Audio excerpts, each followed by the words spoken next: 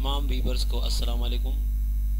नई वीडियो में मैं आपको खुशामदीद कहता हूँ। इस वीडियो में मैं आपको इंशाल्लाह आज ट्रांजिस्टर के बारे में आगाह करूँगा कि ट्रांजिस्टर क्या होता है और इसका मेन फंक्शन क्या होता है और इसका स्ट्रक्चर क्या होता है। स्क्रीन पर आप डायग्राम देख रहे हैं। ट्रांजिस्टर बेसिकली सेमीकंडक्टर डिवाइस है और ये 2 पीएन जंक्शन पर मुश्तमिल होता है और इसमें 3 टर्मिनल होते हैं और यही इसकी डेफिनेशन भी है। Transistor is a semiconductor device having 2 PN junction and 3 terminals. तो डायग्राम को आप ज़रा गौर से देखें तो आपको इसमें 2 पीएन जंक्शन नज़र आएंगे। असल में इसमें 2 एन मटेरियल के दरमियान में पी मटेरियल या फिर 2 पी मटेरियल के दरमियान में एन मटेरियल रखा जाता है। इस डायग्राम में आप देख रहे हैं ये एन मटेरियल है, ये भी एन और इनके दरमियान में पी मटेरियल है। अब यहाँ 2 जंक्शन वजूद में आ जाते हैं एन और पी के दरमियान, एक यहाँ इस एन और इस पी के दरमियान और एक इस एन और इस पी के दरमियान, ये जंक्शन। तो चूँकि 2 पी एन जंक्शन है इसलिए इसका डेफिनेशन में भी यही बात सामने लाई जाती है। और इस एन से भी एक तार टर्मिनल बाहर निकाला जाता है, इस एन मटेरियल से भी और दरमियान के पी मटेरियल से भी। तो इस तरह ये जो ट्रांजिस्टर वजूद में आता है इसे एन पी एन ट्रांजिस्टर कहा जाता है, क्योंकि इसमें पी मटेरियल दोनों तरफ एन मटेरियल के दरमियान में बंद कर दिया जाता है। और पी मटेरियल की लेयर लाजमी तौर पर पतली रखी जाती है एन मटेरियल्स के मुकाबले में, जब दोनों तरफ एन मटेरियल हो। और दूसरी किस्म ट्रांजिस्टर की जो होती है वो इसका अपोजिट होती है। ये देखें, दोनों तरफ पी मटेरियल और दरमियान में एन मटेरियल। तो ऐसी सूरत में एन मटेरियल जो दोनों पी के दरमियान है इसकी लेयर पतली रखी जाती है। मैं वापस पहली डायग्राम पर आऊँगा। इससे पहले डायोड की वीडियो में मैंने आप लोगों को पीएन जंक्शन के बारे में बताया था कि अगर एन मटेरियल को बैटरी के नेगेटिव और पी मटेरियल को बैटरी के पॉजिटिव के साथ जोड़ा जाए तो एन से पी की तरफ फ्लो ऑफ इलेक्ट्रॉन मुमकिन होता है। अगर उल्टा जोड़ा जाए तो करंट नहीं चलता, यानी फ्लो ऑफ इलेक्ट्रॉन एन से पी की तरफ पॉजिटिव होता। अब अगर एक एन-पी-एन ट्रांजिस्टर को बैटरी के साथ इस तरह कनेक्ट करें कि इसके एमीटर को बैटरी के नेगेटिव और कलेक्टर को बैटरी के पॉजिटिव के साथ जोड़ा जाए। एमीटर और कलेक्टर के हवाले से बताता चलूं कि 3 टर्मिनल में से एक को एमीटर कहा जाता है, एक को कलेक्टर, और जो दरमियाना मटेरियल होता है खा वो एन हो या पी हो, पी और पी के दरमियान एन होगा और एन के दरमियान में पी होगा, तो इसे बेस कहा जाता है। और एमीटर और कलेक्टर इनमें से एक को एमीटर और एक को कलेक्टर कहते हैं, जो दोनों तरफ एन मटेरियल मौजूद है। ये हम खुद तयन नहीं कर सकते, जो मैन्युफैक्चरर हैं वही तय कर देते हैं कि इन दोनों एन में से कौन सा एमीटर है और कौन सा कलेक्टर है, वो इसके बारे में डेटा बाकायदा देते हैं। अब मैं इसके फंक्शन की तरफ आता हूँ। अगर बेस को बिल्कुल ही अलग रखा जाए और उसको बैटरी के साथ कनेक्ट ना किया जाए और एमीटर को बैटरी के नेगेटिव के साथ और कलेक्टर को बैटरी के पॉजिटिव के साथ कनेक्ट किया जाए तो एमीटर से कलेक्टर की तरफ करंट पास नहीं होती। वजह क्या है? बीच में पी मटेरियल रुकावट होता है। एन में भी फ्री इलेक्ट्रॉन होते हैं, इस एन में भी फ्री इलेक्ट्रॉन होते हैं, यानी एमीटर और कलेक्टर में फ्री इलेक्ट्रॉन तो मौजूद हैं, लेकिन बीच में पी मटेरियल में इलेक्ट्रॉनों की कमी होती है और उसमें होल्स होते हैं। होल्स की वजह से इलेक्ट्रॉन यहाँ से यहाँ नहीं जा सकते, रुकावट होती है। इस तरह ये एक बंद गेट का काम करता है। लेकिन अगर इस बेस को, यानी जो दरमियाना मटेरियल है, इससे बैटरी के पॉजिटिव के साथ कनेक्ट कर दिया जाए तो फिर एक हल्का करंट चलता है एमीटर से बेस की तरफ। हल्का क्यों चलता है? यहाँ इसे कम पॉजिटिव रखा जाता है कलेक्टर के मुकाबले में। इसके लिए बैटरी तो एक ही इस्तेमाल की जाती है, अलबत्ता बैटरी के पॉजिटिव से एक पहले रेजिस्टेंस जोड़कर फिर इसके साथ कनेक्ट करते हैं, तो इस तरह इसका वोल्टेज बैटरी से कम हो जाता है और ये वोल्टेज एमीटर और बेस के दरमियान 0.7 वोल्ट रखते हैं। ये फॉरवर्ड बायस वोल्टेज कहलाता है इस पीएन जंक्शन का। ये मैं डायोड वाले वीडियो में समझा चुका हूँ। तो जैसे ही एमीटर और बेस के दरमियान करंट चलाई जाती है मामूली सी। लो फ्लो ऑफ इलेक्ट्रॉन जब यहाँ से ऐसे चलना शुरू होता है तो इलेक्ट्रॉन यहाँ से जंप करके एन से पी में दाखिल हो जाते हैं और इसकी रेजिस्टेंस जो रुकावट थी वो टूट जाती है।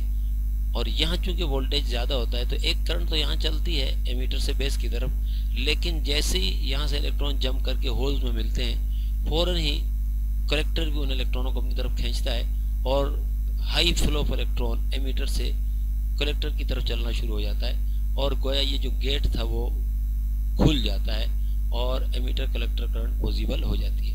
यहाँ दो मेन बातें आपने याद रखनी है। बेस लाजमी तौर पर गोया गेट का काम भी कर रहा है इस वक्त। अगर बेस एमीटर करंट ना चल रही हो बिल्कुल, यानी यहाँ फॉरवर्ड बायस वोल्टेज ना लगाया जाए, तो ये गोया बंद गेट की तरह काम करता है और एमीटर से कलेक्टर की तरफ करंट पास नहीं होती।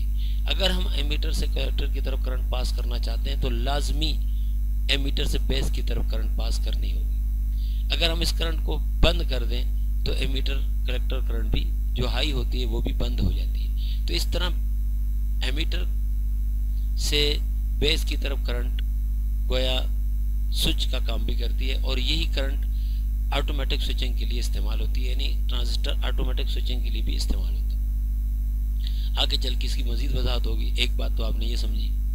दूसरी बात आपने ये समझनी है कि बेस करंट यहाँ एक ज़बरदस्त किरदार और भी अदा करती है। वो ये कि एमीटर से बेस की तरफ जो मामूली सी करंट चलाई जाती है उसके नतीजे में एमीटर से कलेक्टर की तरफ ज़्यादा करंट चलती है। तो इसीलिए मैंने यहाँ लिखा हुआ है लो फ्लो ऑफ इलेक्ट्रॉन और यहाँ मैंने लिखा हाई फ्लो ऑफ इलेक्ट्रॉन। जैसे ही ये low flow of electron start होता है यहाँ से हाई फ्लो ऑफ इलेक्ट्रॉन चलता है। गोया एमीटर कलेक्टर करंट ज़्यादा क्वांटिटी में चलती है एमीटर बेस करंट के मुकाबले में और ये रेशो 1 से ज़्यादा होती है और इसे करंट गेन कहते हैं।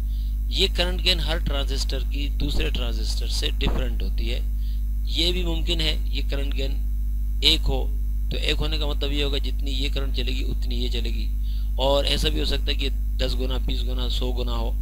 अगर यहाँ 0.1 एम्पियर करंट चलती है 0.1 मिली एम्पियर और करंट गेन 100 है तो अब 0.1 मिली एम्पियर को आप 100 से मल्टीप्लाई कर दें तो उसके नतीजे में यहाँ जो करंट चलेगी वो 100 गुना ज़्यादा होकर 10 मिली एम्पियर चलेगी। यानी यहाँ 0.1 मिली एम्पियर करंट चलती है और अगर ये 100 गुना करंट गेन वाला ट्रांजिस्टर है तो उसके नतीजे में एमीटर से कलेक्टर की तरफ करंट इसके मुकाबले में 100 गुना होकर चलेगी। और तीसरी बात आपने ये समझनी है कि बेस एमीटर करंट में मामूली सी तब्दीली से इसी अंदाज में, यानी जो उनकी करंट गेन है, एमीटर से कलेक्टर की तरफ करंट चेंज होती चली जाती है। इसीलिए ट्रांजिस्टर एक एम्पलीफायर का काम भी करता है। इसके एमीटर बेस करंट को कम ज़्यादा करने से एमीटर कलेक्टर करंट भी कम ज़्यादा होती है और ये कमी और ज़्यादती यहाँ अच्छी खासी होती है। इसी वजह से ट्रांजिस्टर को एस एम्पलीफायर भी इस्तेमाल करते हैं बहुत सी जगहों में, जैसे पब्लिक एड्रेस एम्पलीफायर जो मसाजिद वगैरह में और हम प्रोग्रामों में इस्तेमाल करते हैं। तो उसमें एक नहीं कई ट्रांजिस्टर इस्तेमाल होते हैं और पूरे पेचीदा सर्किट इस्तेमाल होते हैं, लेकिन मेन काम जो ट्रांजिस्टर का होता है उसमें भी यही होता है कि माइक से जाने वाली करंट ट्रांजिस्टर के बेस पर जाती है और वो करंट जैसे ही इंटर होती है मामूली सी तब्दीली लाती है, यहाँ पर वैसी ही बड़ी तब्दीली आती है और वो करंट जब स्पीकर में जाती है तो वहाँ ज़ोरदार आवाज़ सुनाई देती है। हम उसमें मज़ीद बहस अलग सर्किट में करेंगे।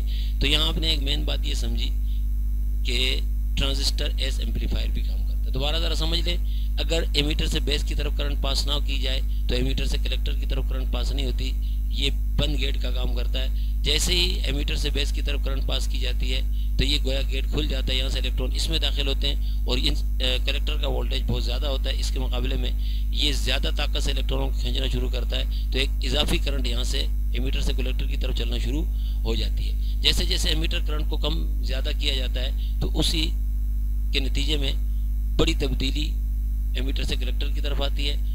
मामूली सी कमी एमीटर बेस करंट की बड़ी कमी लाती है एमीटर कलेक्टर करंट में और मामूली सा इजाफा एमीटर कलेक्टर करंट में ज़्यादा इजाफे का सबब बनता है। इस तरह ये एम्पलीफिकेशन का काम करता है। और अगर बेस करंट बंद कर दी जाए तो ये करंट बंद हो जाती है, यानी एमिटर कलेक्टर करंट। इस तरह ये स्विचिंग का काम भी करता है। अब ये तो हो गया NPN ट्रांजिस्टर, जिसमें दो N मटेरियल के दरमियान में P मटेरियल है।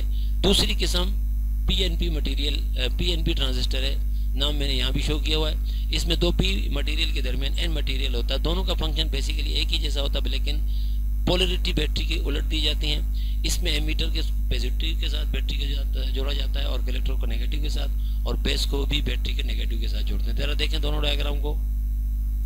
यहाँ NPN ट्रांजिस्टर में एमीटर नेगेटिव, कलेक्टर और बेस पॉजिटिव, और PNP ट्रांजिस्टर में उल्टा कर दिया गया है। और इसी तरह करंट फ्लो ऑफ इलेक्ट्रॉन भी उल्टा हो जाता है। इसमें बेस से एमीटर की तरफ हल्की करंट चलती है, फ्लो ऑफ इलेक्ट्रॉन लो, और उसके नतीजे में कलेक्टर से एमीटर की तरफ हाई करंट चलती है, यानी फ्लो ऑफ इलेक्ट्रॉन उल्टा हो जाता है। बाकी वही डिटेल है दोनों के लिए जो मैंने आपको समझाया था। अब ज़रा सी ब्लॉक डायग्राम की तरफ आते हैं। NPN ट्रांजिस्टर को सर्किट्स के अंदर इस डायग्राम से शो किया जाता है। Base, ammeter, collector. एमीटर के साथ तीर का निशान बाहर की तरफ रखा जाता है NPN ट्रांजिस्टर में, और PNP ट्रांजिस्टर में ये तीर का निशान अंदर की तरफ कर दिया जाता है। बाकी दोनों डायग्राम एक जैसी है, ये पहचान बन जाती है PNP और NPN ट्रांजिस्टर की। और अब ज़रा से डायग्राम के अलावा पिक्चर भी देख लें। ये मेटल केस वाले ट्रांजिस्टर है, मुख्तलिफ किस्म के, छोटे बड़े और मुख्तलिफ शक्लों वाले। ये प्लास्टिक केस वाले हैं, ब्लैक वाले। और ये एक आपके पास ज़्यादा वाज़े ट्रांजिस्टर नज़र आ रहा है आप लोगों को, उसमें नंबर भी नज़र आ रहा है PC 548। और ये इसके साथ 3 पिनें नज़र आ रही हैं, 3 टर्मिनल नज़र आ रहे हैं। अब अगर हम इस ट्रांजिस्टर का डेटा देखना चाहते हैं तो सिर्फ नेट पर PC 548 भी लिख देंगे, सारा डेटा सामने आ जाएगा। वो डेटा आपको आसानी से समझ में नहीं आएगा, इंशाल्लाह मैं उस हवाले से भी अगली वीडियोज़ में बात करूँगा। अब आपने ये एक बात ये समझनी कि जो इसके बेस पिनें होती हैं, बेस, एमीटर, कलेक्टर, ये हम अपनी तरफ से तब्दील नहीं कर सकते। फैक्ट्री जब इसे बनाती है, मैन्युफैक्चरर जब इसे बनाते हैं तो वो फिक्स कर देते हैं। जिस पिन को वो एस बेस या एस एमीटर या एस कलेक्टर बनाते हैं, उसे हम उसी तरह इस्तेमाल कर सकते हैं, और वो ट्रांजिस्टर के डेटा में देखकर हम मालूम कर सकते हैं कि इन 3 पिनों में से कौन सी बेस, कौन सी एमीटर, कौन सी कलेक्टर है। अब मैं इजाज़त चाहूँगा अगली वीडियो तक। उससे पहले एक गुजारिश है कि चैनल ज़रूर सब्सक्राइब कीजिए, और अगर वीडियो पसंद आए तो लाइक करना मत भूलिए। इससे आपको कोई गुनाह नहीं होगा और आपको कोई नुकसान भी नहीं होगा। अब इजाज़त चाहूँगा।